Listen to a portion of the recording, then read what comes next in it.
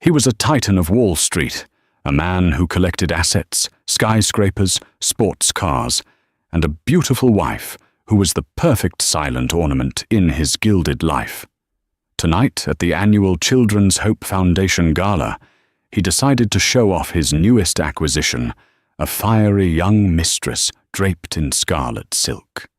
He walked her into the grand ballroom, a smirk playing on his lips, convinced his wife Catherine was at home, tending to their sterile, art-filled penthouse. He believed she was his most predictable, most manageable asset. But he was wrong. In a world where power is everything, he forgot one crucial rule: never underestimate the woman you've given every reason to burn your world to the ground. He thought she was at home, but she was about to become the one person he couldn't ignore. Richard Sterling lived a life curated for the pages of glossy magazines. His existence was a symphony of sharp angles and cold surfaces, the steel and glass of his downtown Manhattan office at Sterling Innovations, the polished chrome of his Rolls-Royce Cullinan, the chiseled jawline he maintained with ruthless discipline. At 45, he had the city at his feet, a kingdom built on hostile takeovers, and an unnerving ability to see weakness where others saw strength. His wife, Catherine Vance Sterling, was, in his estimation, the masterstroke of his collection. She was beautiful in a way that spoke of old money and quiet grace, a stark contrast to the loud, fleeting beauty of the women he typically pursued. She was a Vance, a name that still held a whisper of legacy in certain Bostonian circles, but a legacy Richard believed was faded and irrelevant. He had married her 10 years ago, seeing her as the ultimate accessory, a woman who could host a dinner party with effortless elegance, and then fade into the background, leaving the spotlight solely on him. For a decade, Catherine played her part to perfection. She managed their sprawling Fifth Avenue penthouse with the quiet efficiency of a museum curator.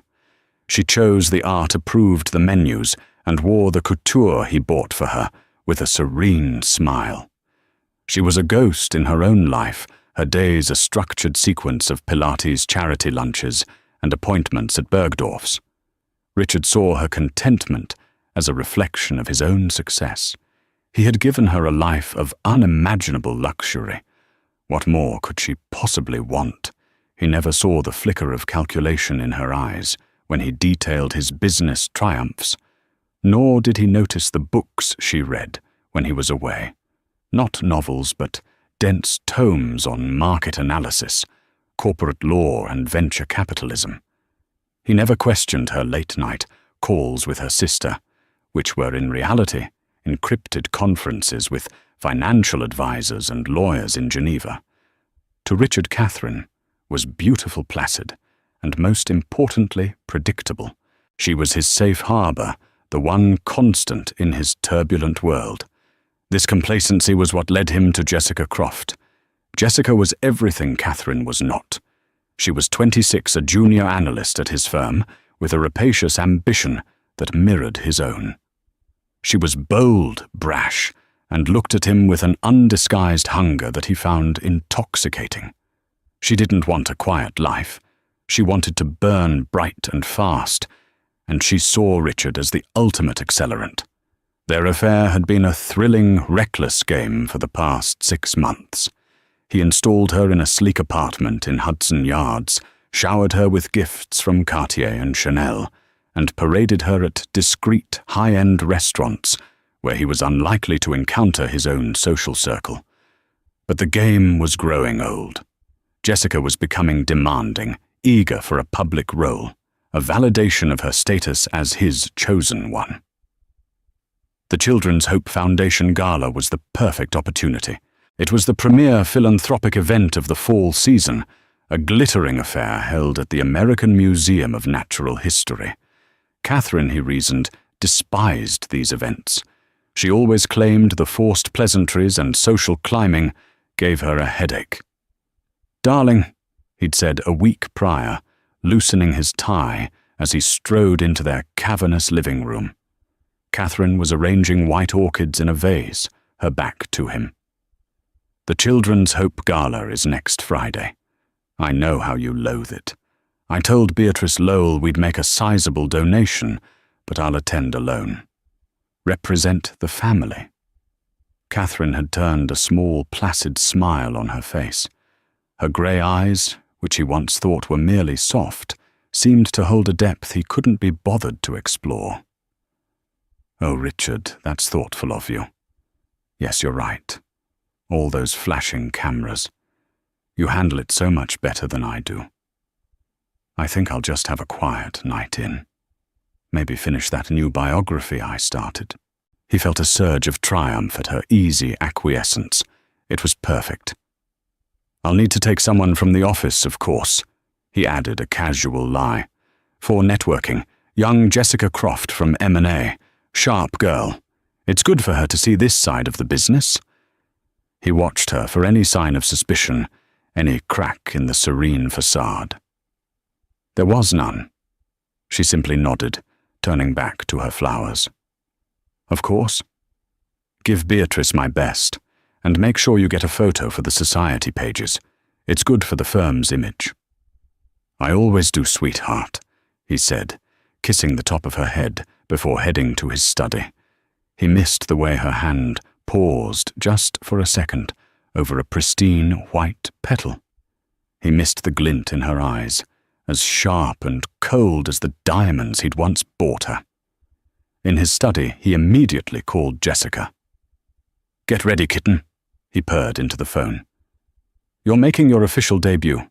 I'm sending a car to take you to Carolina Herrera tomorrow. Pick out something spectacular.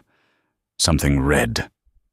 On the other end of the line, Jessica squealed with delight. For Richard, it was a simple transaction. He was upgrading his companion for the evening, swapping out classic elegance for modern fire.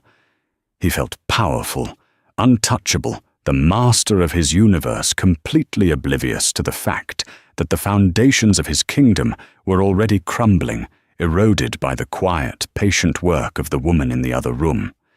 The week leading up to the gala unfolded in two entirely separate realities, orbiting the same man but existing in different universes. In one reality, there was Richard and Jessica.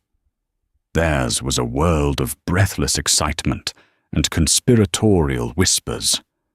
Richard, feeling magnanimous, had given Jessica a black Amex card and a single instruction: "Look like you belong." Jessica took the directive to heart.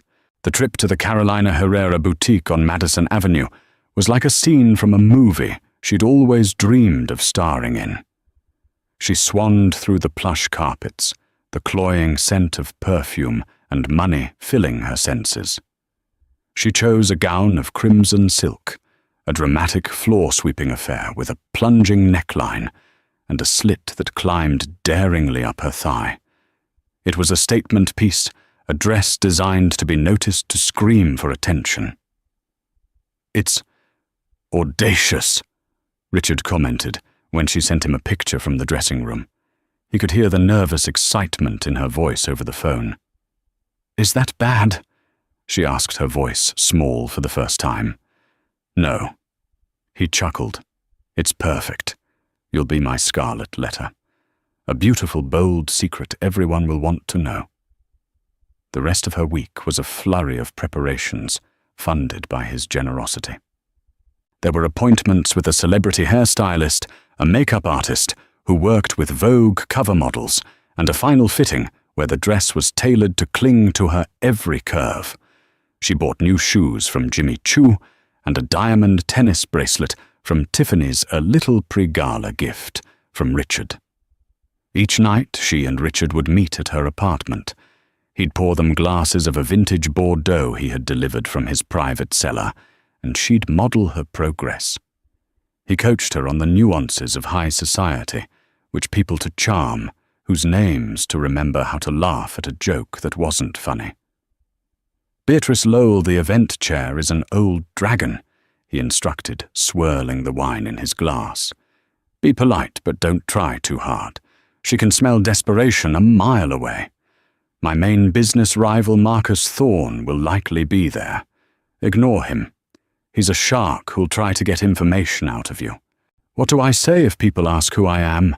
Jessica asked, perched on a stool and looking at him with wide, adoring eyes.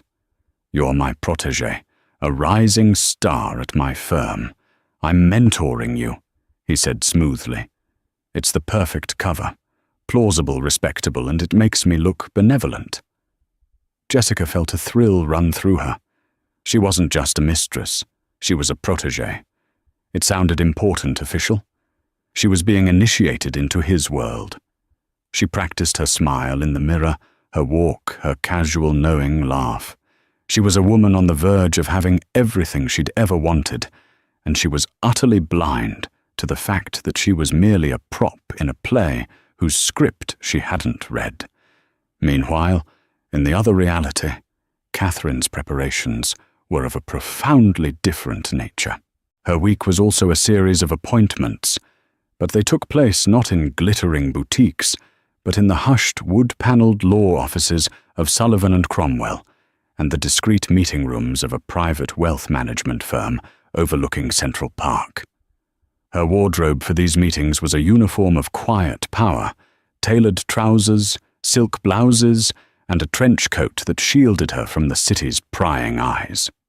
Her loyal assistant Grace, a sharp woman in her late 50s, who had worked for Catherine's family for decades, managed her schedule with military precision. On Tuesday, Catherine met with her legal team. The lead attorney, a formidable woman named Evelyn Reed, laid out a stack of documents nearly a foot high.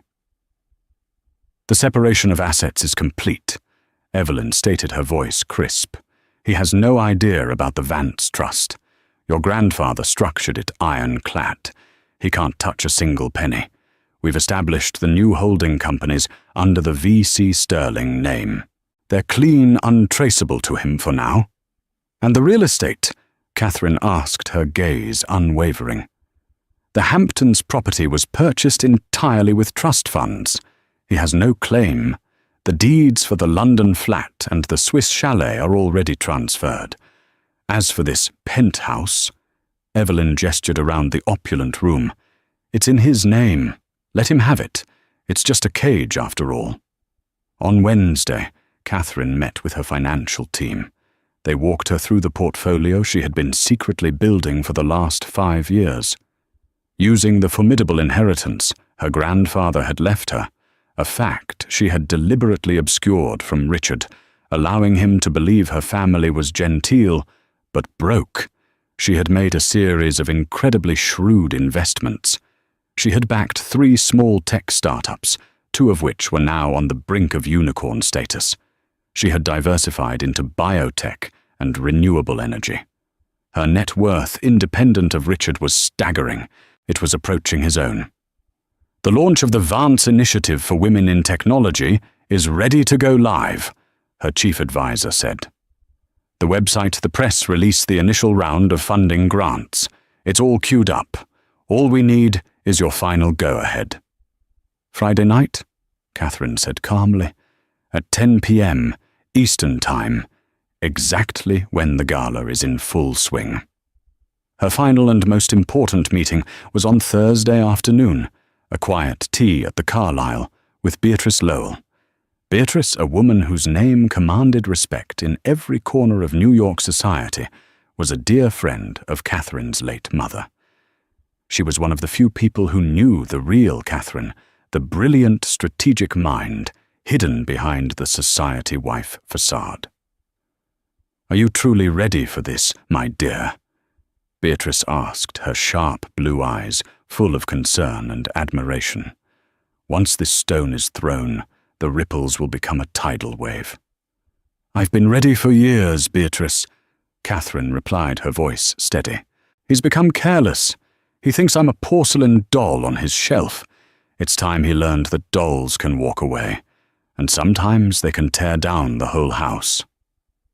Beatrice smiled, a rare, genuine expression that transformed her stern features. "Your mother would be so proud. The introduction is written. I'll make sure the spotlight is perfectly positioned." What will you be wearing?" For the first time that week, Catherine's thoughts turned to her attire. It was a detail, but an important one. It was a piece of armor. "I had something commissioned," she said, "from a young, independent designer. It's not a brand he would recognize." That evening, back at the penthouse, Catherine found a receipt in the pocket of one of Richard's jackets as she was sending it to the dry cleaner. It was from the Carolina Herrera boutique, a charge for an exorbitant amount. Attached was a small embossed gift card slip. The message in his familiar scrawl read, "For my star, shine bright, R." She looked at the slip, her expression unreadable. She felt no anger, no jealousy. All she felt was a cold, clear certainty. She placed the receipt on his desk, right on top of a stack of papers he would have to move. A small silent message. A warning he would be too arrogant to understand. He would see it, assume it had fallen out, and think nothing of it. He was, after all, a man who only saw what he wanted to see, and he had never truly seen her at all. Her own dress was delivered while he was out. It was not red. It was a deep, majestic sapphire blue, the color of a midnight sky. Crafted from heavy Duchess satin, it was architecturally severe but profoundly elegant. It had long sleeves, a high neck, and a column silhouette that conveyed authority, not availability. It was the dress of a queen, not a mistress. As she stood before the mirror, she saw not Catherine Sterling, the millionaire's wife, but Catherine Vance, a woman about to reclaim her name, her future and her power. The air inside the Milstein Hall of Ocean Life at the American Museum of Natural History was thick with the scent of expensive perfume and the low hum of powerful conversations. A colossal life-sized model of a blue whale hung suspended from the ceiling, a silent, majestic observer of the human drama unfolding below. Light projectors cast dappled water-like patterns across the walls, making it feel as though the city's elite were dining at the bottom of a magical sea. This was the Children's Hope Foundation Gala, the glittering apex of New York's philanthropic calendar. Richard Sterling made his entrance with Jessica Croft on his arm, precisely at 8 o'clock, the fashionable peak of arrival time. He was a master of such things, understanding the subtle calculus of being neither too early nor too late. He wore a custom Tom Ford tuxedo, the dark fabric seeming to absorb the light around him, making him a point of gravitational focus. Jessica was a supernova beside him. The red Carolina Herrera gown was a slash of vibrant color in the sea of elegant black navy and jewel tones. It clung to her, a second skin of silk that announced her presence with the subtlety of a fire alarm. Diamonds glittered at her throat and wrist, borrowed from a jeweler, courtesy of Richard for the night. Her hair was swept up in an elaborate style, and her smile was both dazzling and tight with nerves. She clutched Richard's arm, her knuckles white, feeling the weight of hundreds of judgmental eyes. "Relax," Richard murmured, his voice a low vibration against her ear. "You look magnificent. Just remember what I told you. Smile, nod, and let me do the talking." He navigated the room with the effortless grace of a predator in its natural habitat. He greeted a tech billionaire here, a senator there, clapping them on the back, his laughter booming and confident. To anyone who inquired about his companion, he used the pre-rehearsed line. "This is Jessica Croft, one of my brightest analysts at the firm. I'm convinced she's going to be running the place one day. I thought it was time she saw how the real deals are made." The line worked perfectly. The men would look at Jessica with a new appraising glint in their eyes, a mix of professional interest and personal speculation. The women would offer tight, knowing smiles, their gazes sweeping over Jessica's dress, her youth, and her proximity to Richard, drawing their own swift and accurate conclusions. Jessica felt their silent judgment like a physical chill, but Richard's confident grip on her arm was a warm anchor. She was with him. She was safe. They found their table a prime spot near the stage. It was table 7 reserved for sterling innovations. Richard held Jessica's chair for her, a public display of chivalry that made her heart flutter. He was showing her off, staking a claim. From their vantage point, they had a perfect view of the room's ecosystem. Richard pointed out the key players. "See that man with the white hair? That's Robert Miller, the chairman of the Federal Reserve. Don't stare. The woman he's with is his wife, not his mistress for once. And over there, that's Marcus Thorne." Richard's voice tightened almost imperceptibly. Marcus Thorne, his chief rival, was holding court at a nearby table, a broad, handsome man with an easy laugh that Richard knew was entirely manufactured. Marcus caught Richard's eye and gave a small, mocking salute with his champagne flute. Richard responded with a tight, dismissive nod before turning back to Jessica. "He's a peacock," Richard scoffed. "All flash, no substance. He inherited his firm. I built mine from nothing." The evening wore on. The first course, a delicate lobster salad, was served. The wine flowed freely. Jessica began to relax, emboldened by the champagne and Richard's constant presence. She started to feel like she did belong. She was here at the center of the universe, with the most powerful man in the room. She laughed a little louder, her posture a little more confident. She was playing the part, and she thought she was playing it well. Richard was pleased. His plan was working flawlessly. He had a beautiful, exciting woman on his arm. His wife was safely at home. He was demonstrating his virility, his power to take what he wanted, all under the thinnest veneer of professional mentorship. He felt a familiar, intoxicating surge of invincibility. Around 9:30, the lights dimmed slightly, and a hush fell over the crowd as Beatrice Lowell, the chairwoman of the foundation, walked to the podium on stage. She was a woman in her late 70s, draped in a simple but exquisitely tailored navy blue gown, her white hair styled in an elegant chignon. She commanded the room's attention without raising her voice. "Good evening, everyone." She began, her voice clear and resonant, carrying through the vast hall without the aid of a microphone. "Thank you all for your incredible generosity tonight. We have already raised a record-breaking sum for the children."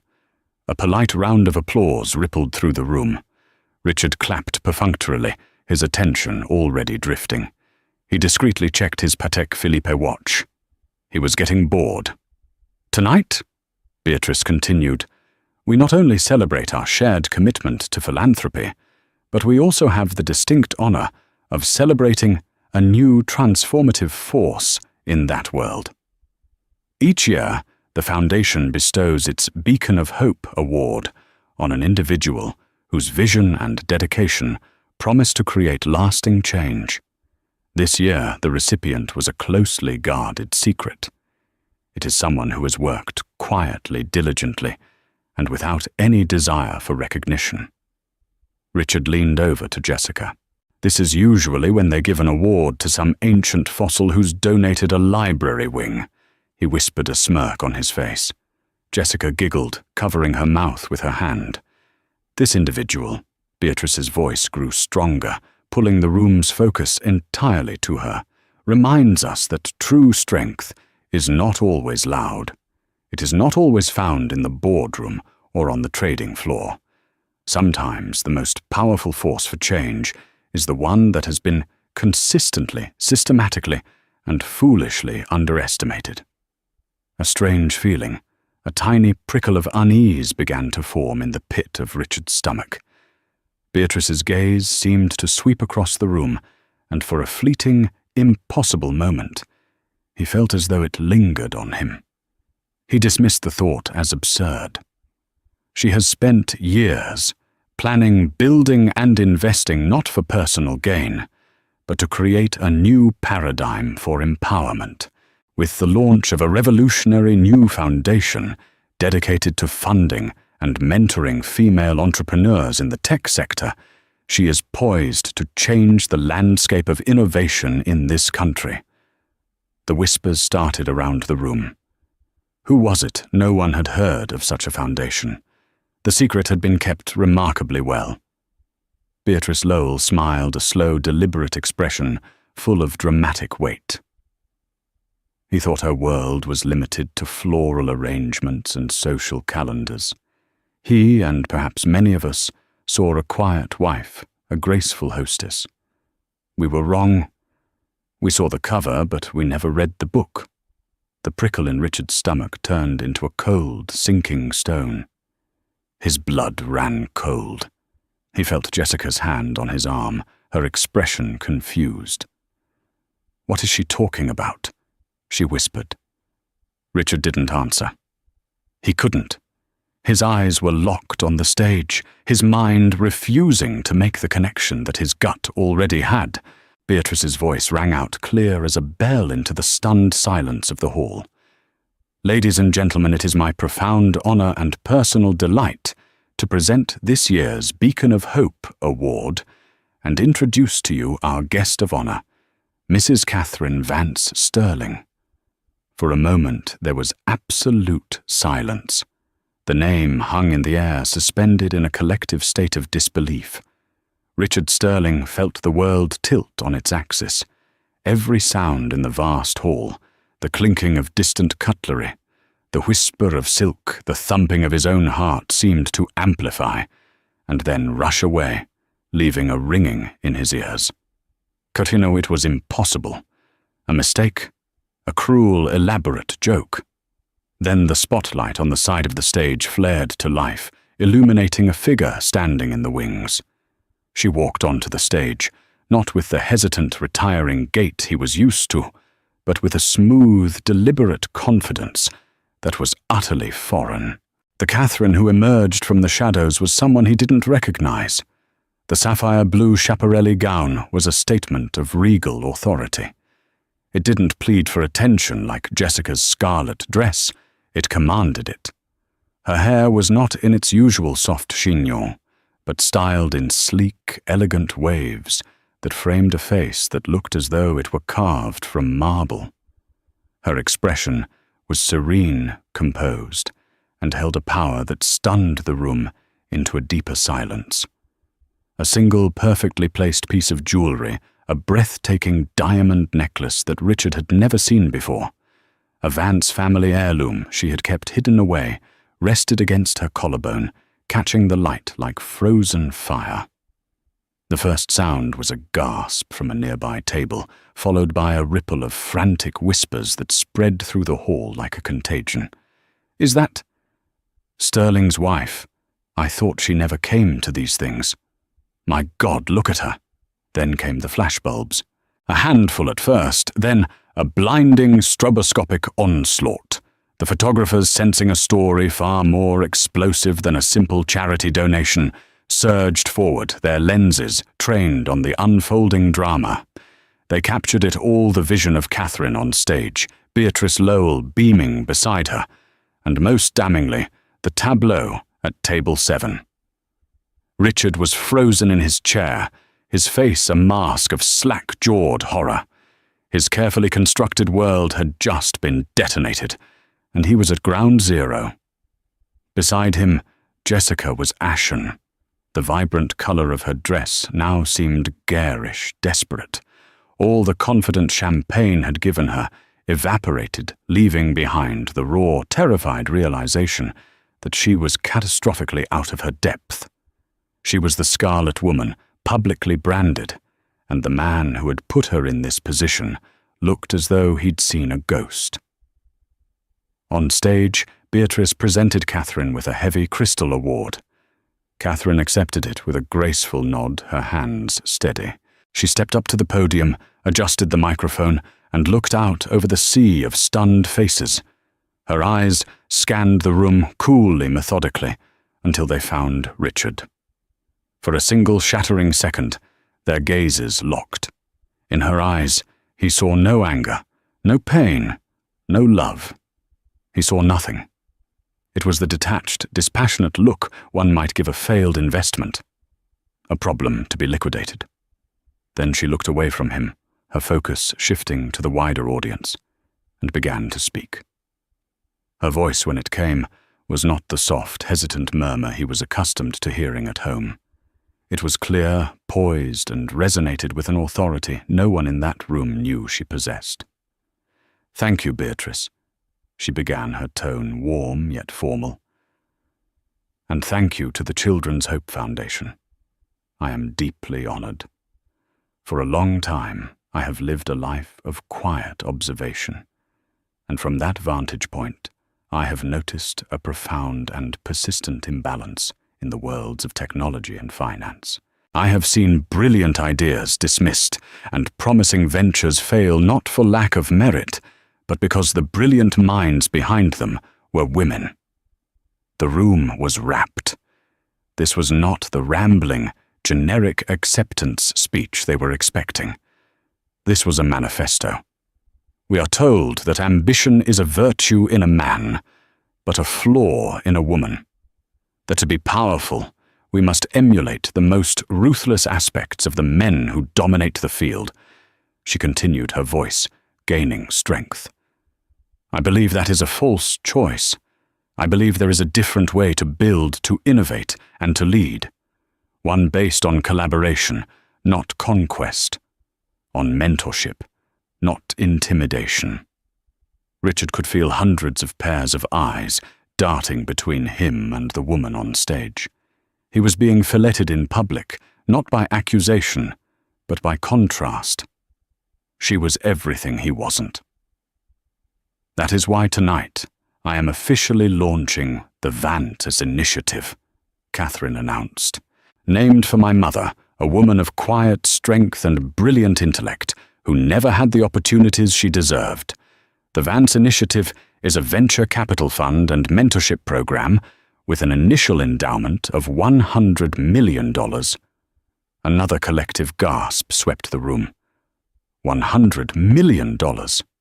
Where on earth did Catherine get that kind of money? Richard's mind reeled. The Vance Trust, her grandfather, the stories he'd dismissed as faded family lore. It was all real.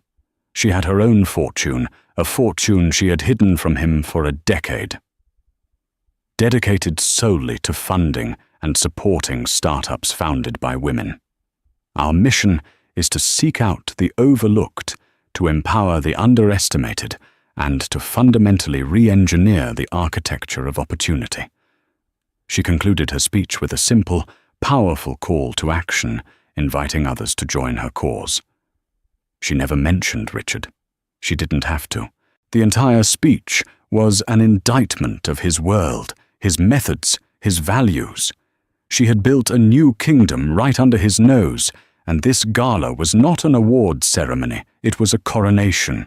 The applause when it came was thunderous. It was genuine, explosive, and filled with respect. The women in the room in particular were on their feet, their faces alight with inspiration. They weren't just clapping for Catherine's philanthropy. They were clapping for her audacity, for the sheer, breathtaking genius of her coup. As Catherine stepped away from the podium, Beatrice Lowell took her arm, shielding her. Marcus Thorne, Richard's rival, was one of the first to approach the stage, his face split in a wide grin of pure, unadulterated admiration and schadenfreude. He reached Catherine, shook her hand warmly, and said something that made her laugh, a genuine musical sound that cut through the noise of the room and stabbed Richard in the heart. The spell that held him broke. He had to get to her to control the narrative to fix this. He stood up his chair, scraping loudly against the floor. "What are you doing?" Jessica hissed, grabbing his arm. Her face was pale with panic. "Richard, everyone is staring at us." He shook her off, his eyes wild. "Stay here," he commanded, his voice a low growl. He started towards the stage, shouldering his way through the crowd of well-wishers that had already formed a protective phalanx around Catherine. He was Richard Sterling. He would not be made a fool of. He would what he had no idea. He just knew he had to reclaim control. But as he got closer, a well-dressed man with an earpiece, Beatrice's private security, stepped politely but firmly into his path. "Sir, I'm afraid Mrs. Sterling is occupied at the moment." Richard stared at the man, dumbfounded. "I am her husband." The security guard's expression didn't flicker. "My instructions stand, sir. Perhaps you should return to your table." Defeated and publicly neutered, Richard could only watch as his wife, the woman he thought was a mere possession, held court surrounded by the most powerful people in the city. She was radiant, untouchable, and completely, utterly free of him. The gala descended into a fever pitch of gossip. The air, once filled with polite chatter about art auctions and summer plans in the Hamptons, now crackled with the electric current of scandal and revelation. At table 7, Jessica Croft sat alone, a pariah in scarlet silk. The few people who glanced her way did so with a mixture of pity and contempt. Richard had abandoned her, striding furiously towards the exit, barking into his phone at his driver. He had left her stranded in the smouldering crater of his life. Jessica felt a wave of nausea. Her grand debut had become her public execution. She was no longer a mysterious protégée. She was a cheap cliché, the other woman in a story that was now infinitely more interesting than she was.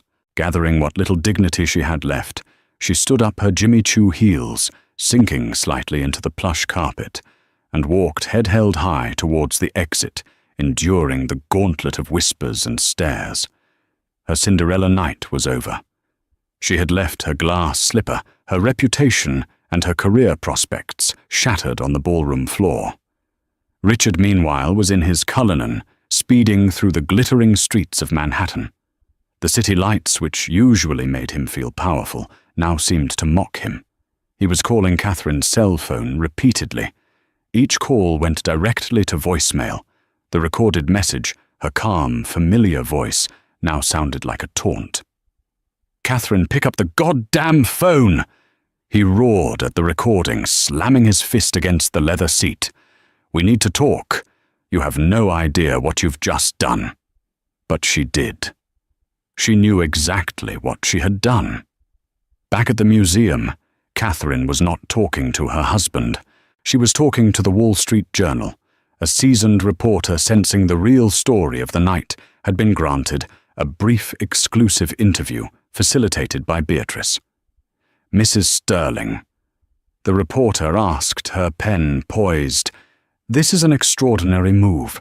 The Vance initiative seems to have come out of nowhere." "Good things rarely come from nowhere, Ms. Davis," Catherine replied, her voice composed. "They are grown in silence. The initiative has been in development for over 5 years. We have already vetted and approved our first round of investments totaling $20 million, which will be announced tomorrow." The reporter's eyes widened. This wasn't just a pledge, it was a fully operational fund. Catherine was not just making a statement. She was launching an empire. "And your husband, Mr. Sterling," the reporter ventured, treading carefully. "Is he a partner in this venture?" Catherine's smile was polite, but icy. Richard's business acumen is, of course, well known. However, the Vance initiative is entirely my own. It is funded by my family's trust and reflects my own investment philosophy. My professional life is and will remain separate. The implication was clear. Her professional life. It was a declaration of independence, so complete, so absolute, that it was tantamount to a public divorce filing. The fallout was immediate and catastrophic. By the time Richard arrived back at the empty penthouse, his phone was exploding. The first calls were from his PR team, who were in a state of sheer panic. "Richard, what the hell is going on? Page 6 is already running a live blog. They have a picture of you with the girl in the red dress and another of Catherine on stage. The headline is, 'Sterling's switcheroo wife replaces Mistress as guest of honor. Next came the business associates. A major investor from Dubai, a conservative man for whom family image was paramount, left a clipped, cold voicemail demanding an explanation. A tech CEO with whom Sterling Innovations was negotiating a major acquisition deal sent a text. "Going to have to put a pin in our talks. This is a bad look, Richard. Very messy." He stormed through the apartment, a beast in a cage of his own making. He saw the receipt for Jessica's dress still sitting on his desk, where Catherine had left it. It wasn't an oversight. It was a chess move. A piece of evidence left for him to find, to let him know that she knew that this entire public spectacle was not a spur-of-the-moment surprise, but a meticulously planned checkmate. He went to their shared walk-in closet. Her side was half empty. Her everyday clothes were gone. The expensive gowns he'd bought her, the rows of shoes, the handbags, most were still there, like the shed skin of a life she no longer wanted. She had taken only what was truly hers. In the early hours of the morning, the first articles began to hit the internet. They were brutal. The Wall Street Journal piece was a masterclass in professional journalism, focusing on the launch of the Vance Initiative and Catherine's emergence as a new titan of industry. It painted her as a brilliant strategic visionary. Forbes quickly followed suit with a think piece titled "The Ultimate Leverage: How Catherine Vance Sterling Turned Social Capital into Financial Dominance." The society pages were less kind to him. They were filled with glee, reveling in the downfall of a man who had always acted so untouchably. They printed the pictures side by side, Jessica Young beautiful, but looking cheapened and desperate in the harsh flash of the cameras, and Catherine poised, powerful, and in complete control. The contrast was devastating. Richard wasn't just a philanderer, he was a fool. He had traded a queen for a pawn, and the queen had just taken over the entire board. The final, most crushing blow came around 3 a.m. An email arrived from Evelyn Reed Catherine's attorney. The subject line was stark: legal separation. The email was brief and brutally efficient. It informed him that divorce proceedings were being initiated, citing irreconcilable differences. It detailed the assets that were hers alone, a list so extensive it made his head spin. The Hamptons estate, the London flat properties he had always thought of as theirs, but had been purchased through her trust. It stated that as of that moment, he was to have no contact with Catherine, and that all future communication must go through their respective legal teams. Attached was a single file, a photo. It was a candid shot of him and Jessica, taken weeks ago at a discreet restaurant, laughing together, his hand resting high on her leg. The photo was time-stamped. It had been taken by a private investigator. She had been gathering evidence for months, perhaps years. Her quietness had not been contentment. It had been surveillance. Her placid smile had not been serene. It had been strategic. He had been living in a house of cards, and he had never even seen the woman holding the deck. He sank into his leather office chair, the city lights a blur through the floor-to-ceiling windows, and felt the chilling, unfamiliar sensation of total and utter defeat. The empire he had built had not been taken from him by a rival like Marcus Thorne. It had been shattered from within by the one person he had never even considered a player in the game. The days that followed the gala were a slow-motion demolition of Richard Sterling's life. The world which had once seemed to revolve around him now spun in a new orbit with Catherine Vance at its center. At Sterling Innovations, the atmosphere was funereal. The story was on every screen, the talk of every trading floor.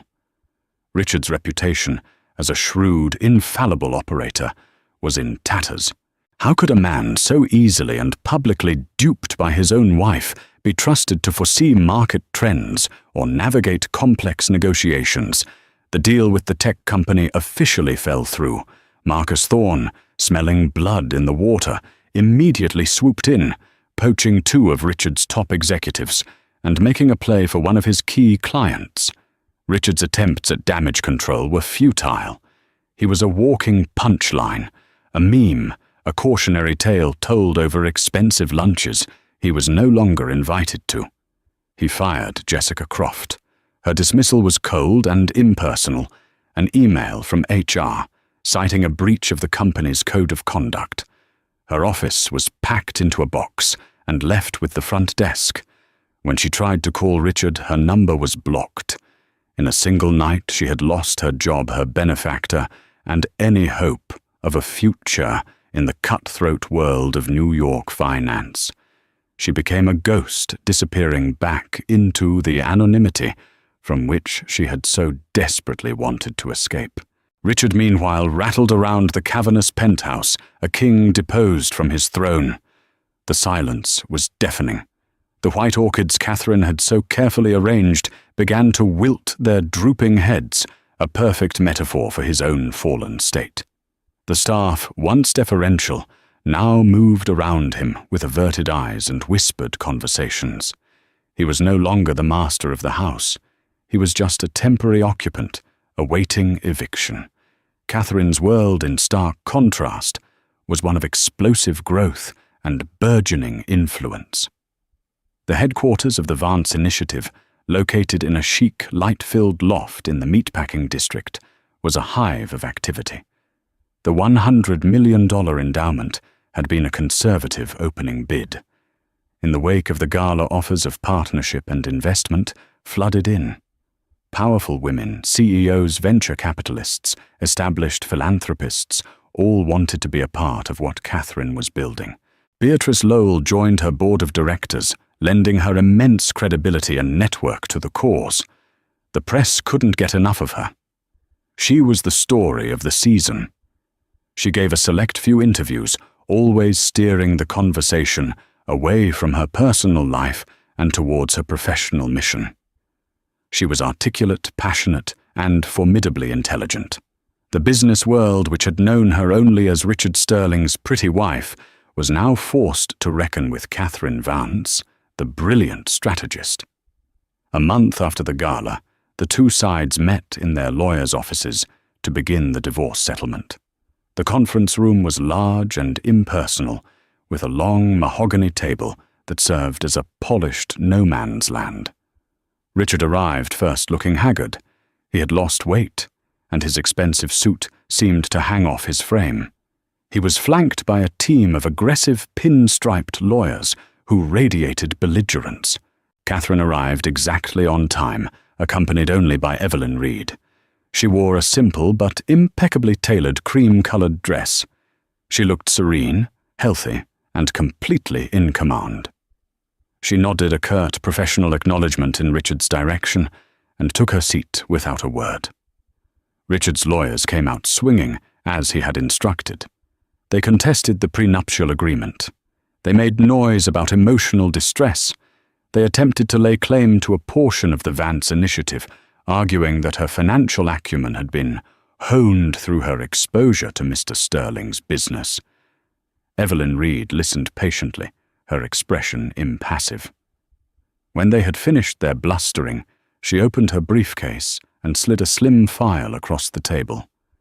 "Before we proceed," she said, her voice dangerously quiet, "I believe my client has a counteroffer."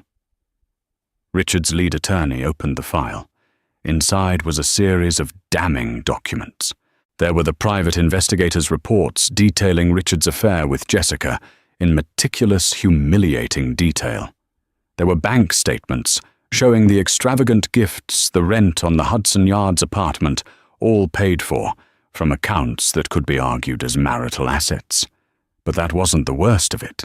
The final documents were sworn affidavits from 2 former female employees of Sterling Innovations. Both detailed instances of inappropriate advances from Richard, veiled threats to their careers if they didn't comply, and a hostile work environment. They were sealed non-disclosure agreements, already signed by the women, in exchange for generous severance packages from the Vance Initiative. These women were prepared to go public, Evelyn stated calmly. My client, however, felt that a protracted and ugly media battle would be unseemly. She persuaded them that their stories would be better served as leverage for a quiet, swift resolution. She has also offered them both senior positions at one of her new portfolio companies. Richard stared at Catherine, aghast.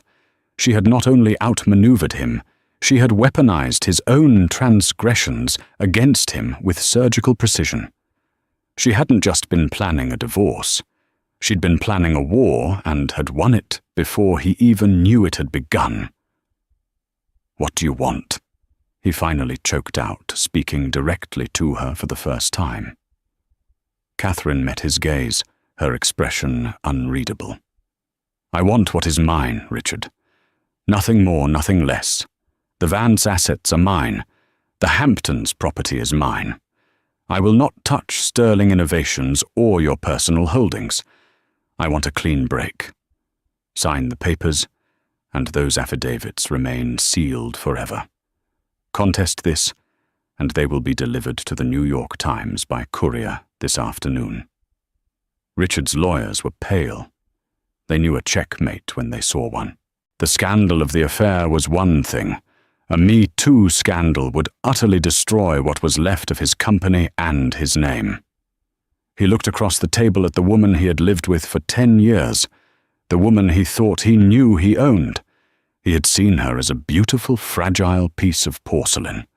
He realized now that she was made of steel. "Sign the papers," he said to his lawyer, his voice a hoarse whisper. It was the only move he had left. He was no longer a king, not even a player. He was just a man trying to salvage a few scorched pieces from the ruins of his former life. 6 months later, spring had arrived in New York City, painting the trees in Central Park with strokes of vibrant green. The city had moved on as it always does. The Sterling scandal was now old news, a fossilized piece of gossip replaced by newer, fresher dramas. But the consequences of that night remained, having permanently altered the landscape of 2 lives. Richard Sterling was a diminished figure. He had avoided complete ruin, but the cost had been immense. He sold the Fifth Avenue penthouse, its cavernous rooms a constant reminder of his humiliation. He moved to a smaller, more modern apartment in a less fashionable part of town. His firm Sterling Innovations survived, but it was wounded. He'd lost prestige clients and the aura of invincibility that had been his greatest asset. He was still a rich man, but he was no longer a powerful one. Power, he was learning, was far more than money. It was respect, and he had lost that entirely. He sometimes saw her name in the financial press or on society websites. Catherine Vance. She had dropped the Sterling almost immediately, a public amputation of their shared past. Each mention was a fresh twist of the knife. Catherine Vance's tech fund closes another record-breaking deal. Catherine Vance, named a Titan of Tomorrow by Fortune magazine. He would study her pictures. She looked different now, or perhaps he was just seeing her clearly for the first time. The quiet serenity had been replaced by a vibrant confidence. She didn't look angry or vengeful, just busy, thriving, building. His final encounter with her was indirect, a ghost of an interaction. He was at a quiet bar downtown, nursing a scotch, when he saw Marcus Thorne walk in. Thorne, whose own company was flourishing in the vacuum Richard had left, saw him, and to Richard's surprise, approached his table. "Sterling." Thorne said, his tone not triumphant, but strangely neutral. Richard just grunted in response. "You know," Thorne said, swirling the ice in his own glass, "I spent years trying to figure out how to beat you. I studied your deals, your tactics. I always thought your weakness was your arrogance." He paused, taking a sip. "I was wrong. Your weakness was your blindness. You were married to the most brilliant strategist I've ever met, and you had her organizing your dinner parties." Thorne shook his head, a small, almost pitying smile on his face, and walked away, leaving Richard alone with the bitter truth of his words. Catherine's life was the inverse of his. The Vance initiative was a resounding success. It was more than a fund. It was a movement. She had become a sought-after speaker, a mentor to a new generation of female leaders. Her work was her passion, and it filled her days with purpose. She sat in her office, the late afternoon sun streaming through the large industrial windows overlooking the Hudson River. The space was minimalist, but warm, filled with books and the vibrant art of female artists she was now collecting.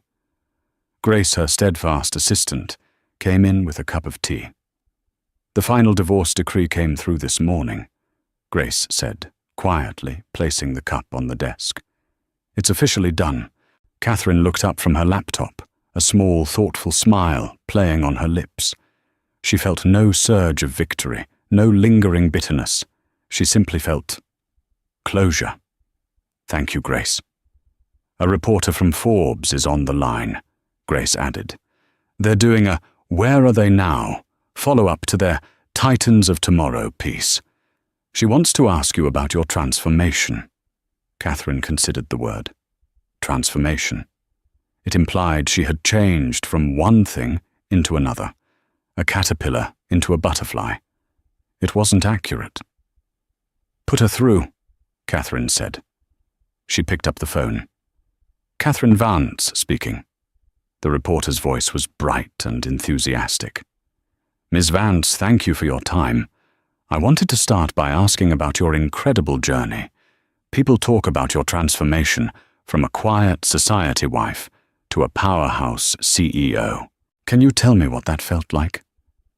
Catherine leaned back in her chair, gazing out at the river, at the endless flow of water heading towards the open sea. "That's a common misconception," she said, her voice calm and clear, the voice of a woman who knew exactly who she was. It wasn't a transformation. It was an unveiling. I was always this person. The world, and one man in particular, just never bothered to look closely enough to see it. This isn't a new chapter. I'm not the woman he created, or the woman who reacted to him. I am simply and finally the woman I have always been, writing a story that was never his to begin with. And so Catherine's story became a legend, whispered in boardrooms, and at charity galas, a testament to the fact that the greatest power often lies in being underestimated.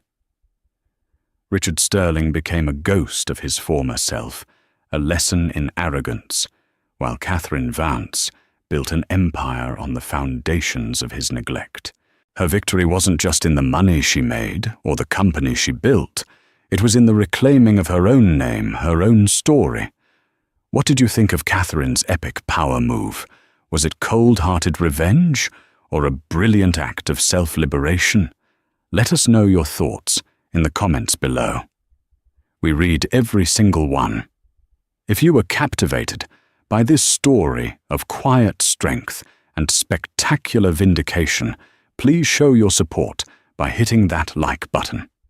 Share this video with anyone who loves a story where the underdog doesn't just win, they change the entire game. And most importantly, subscribe to our channel and ring that notification bell so you never miss another tale of justice, intrigue, and the incredible power that lies within us all. Thank you for listening.